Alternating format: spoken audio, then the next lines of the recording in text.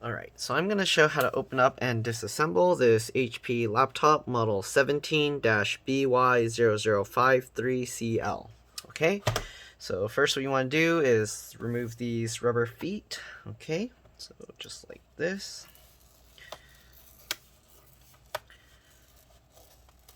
Okay, set that aside. Remove the other rubber foot, at least I think. Yep, screws in there as well. Okay, just like that, set them aside. Okay, now we're going to remove the screws from the bottom. You want to use a PH1 or a JIS1 screwdriver. Okay, and just remove all these screws.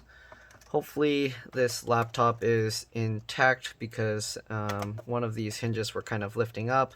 I did tighten that one screw and then it helped with the problem. So hopefully that's the only thing that was causing it. Alright. So just remove all the screws. There's 4 hidden underneath that rubber foot. There's one here holding this CD drive in place. After you remove that, I like to slide my thumb up and down this to kind of like try and pull it. If it gets stuck, we might have to eject the CD drive. So what I do is there's a little hole on the side here. So I just get a little needle, or you can get a small paper clip, and then you kind of just wiggle it around in there and the CD drive pops out like that. Alright, then what you can do after you pull the CD tray, there's these rails here, and I like to use that to pull the CD drive out. Then you can just close it back up to keep it safe. Okay, just like that. Underneath here you can see there are 2 more screws, so we're going to remove those as well. Also using the PH1 or JIS1. Okay, yep. Sometimes these screws on different laptop models will use a smaller screwdriver, like you'd have to use a PH0 or a JIS0. But there you go. Alright, remove the one screw on this side and the one on the other side. Okay, try and keep these screws in order. You don't want to get them mixed up, even though they all look about the same height. Some of them are a different type of metal. I don't know why, but yeah, I don't know why. These are like a shiny metal, and then the ones that are kind of outside, more visible, are like a cloudy metal. I don't know why, but that's how they are. Alright, so take out the one screw down here as well. Alright, now that we got all the screws out, what you're going to do is flip it over. Be very careful opening it up. I kind of like to hold down where the hinges are on the bottom as I slide my fingers in, and then push the screen away, like with my thumb like this. Okay, or I like to use my lap or something. I like drag the screen on and then pull it open like this. Okay, so here you go. And once you get all those screws out, we're gonna pop this bottom cover off. Okay, so I'm gonna squeeze the hinges because I'm worried that the hinges are broken and it's gonna rip stuff out. So what I do is I get my fingernails. You can use pry tools or whatever you want, but I use my fingernails in this gap between the dark gray and the light gray pieces, and then I push with my thumbs on the back just like this to pop the clips out. Okay, and just go along and do that. I know it's not going to be in view, I'm sorry, but the thing is too big and it's kind of getting in the way. But basically you get the idea. Just go all the way around, prying this up. Okay, sorry, I know it's not in view. This one is a bit tough on these corners.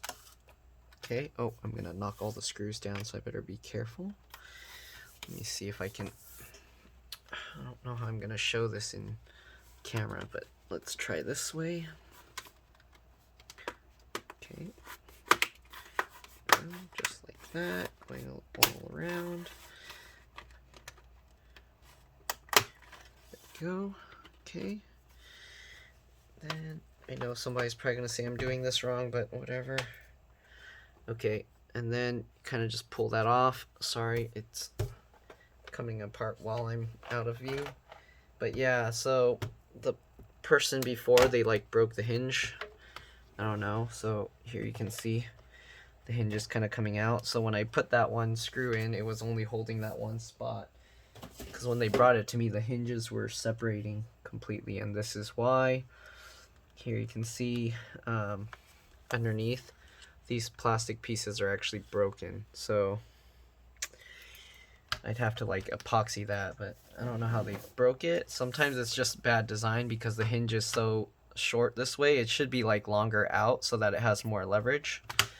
But yeah, so I don't know. Usually what I do is I'll put epoxy in there.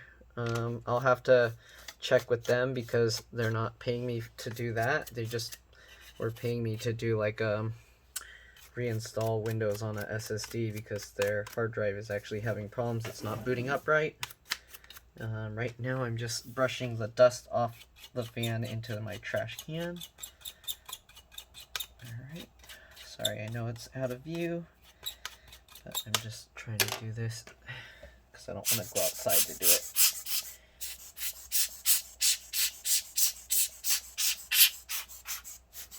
Okay, so I'm just doing a quick view of this laptop. I'm not doing like complete disassembly or anything, so I'm gonna show in here. Maybe I'll put a little epoxy there just to help them so it doesn't like pop out, because right now there's only this one screw on this side that's holding it, which is a decent screw because it's underneath this metal piece, but once that breaks out then you're never going to be able to take that screw out. It's going to be a pain.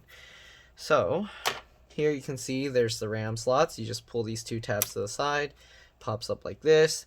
You got 4 gigs. This is PC4 2666V, so this is DDR4 memory, if you're wondering. PC4 2666V, and you can get whatever size sticks of RAM you want.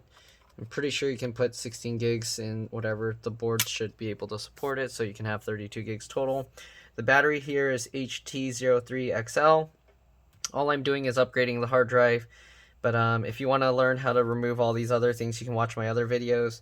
The battery is very easy to remove, but if you take it out, it'll reset the BIOS, so I'm going to leave it in place. There's 2 screws here, and then there's 1 screw here and 1 screw here. Once you remove those, you just pull this battery part up. It'll come up like at an angle like that, because this thing is just like slotted down, like it just pushes in place.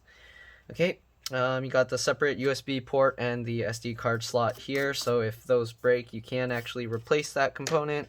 Got a speaker here and here.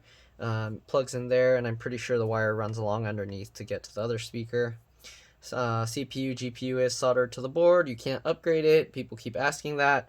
Almost every single laptop, you can't upgrade the CPU or GPU unless you're getting like a really old one or a custom gaming laptop. It has to be like a custom one, not like off the shelf one. Those will almost never have a replaceable CPU or GPU. Anyways, you got CD optical drive slot here. You can get an adapter to put like another hard drive or SSD in there. They have a 2.5-inch SATA adapter that you can replace with these, but you'd have to pull the plastic bezel piece off of this so that it matches, otherwise you'll just have a big hole like here. Okay, there's the fan here, connectors here. You can remove the screws and you can actually take out the fan, it looks like. Wireless card only has 1 antenna. I'm not sure why. I guess it doesn't use dual band. And then there's a M.2 SSD slot here. I don't know if this supports NVMe. It might just support SATA M.2 SSDs. You'll have to look that up. Yeah, I don't do all the research on it unless a customer wants me to do extra stuff on their computer. So, yeah. If you want me to do the research for you, you'll have to pay me for that. Alright, so we'll lift this hard drive up. So underneath, you can get it out. If you want, you can take the battery out, but for the RAM and hard drive, you don't need to remove the battery. Usually the only time I remove the battery is if I'm taking the whole motherboard out and removing the LCD or LVDS connector. Alright, so I'm lifting this. Let's see here. Oh, actually, the feet go into this side. So what I have to do is disconnect this first. So there's this little part that kind of sticks out. I'm going to just use my fingernail and kind of pry it that way, just like that. Normally you would take the whole cable out from underneath, but I'm going to leave it in there just because I can do it this way. Okay, so take the hard drive out just like that. There's no screws. You just grab this thing and you just pull it, separate it open just like that. Okay. All right, so this hard drive is dead. It had, well, not completely dead. It had a whole bunch of errors on it, but anyways, we're gonna switch it to a 240 gig SSD, and we're just gonna install clean Windows on it. I'm not gonna show that in the video I do have a video for showing how to do that part, but yeah, so if you want to see that, that's a separate video. Alright, so there's videos on how to clone your hard drive and things like that. So depending what you're looking for, you can find them on my channel. Alright, so you put the bottom side in first, just like this. Okay, slowly drop it in. Make sure that this connector goes in. Okay, and then push that in and push that down. There you go. Very simple. I guess I'll have to do some epoxy or something here.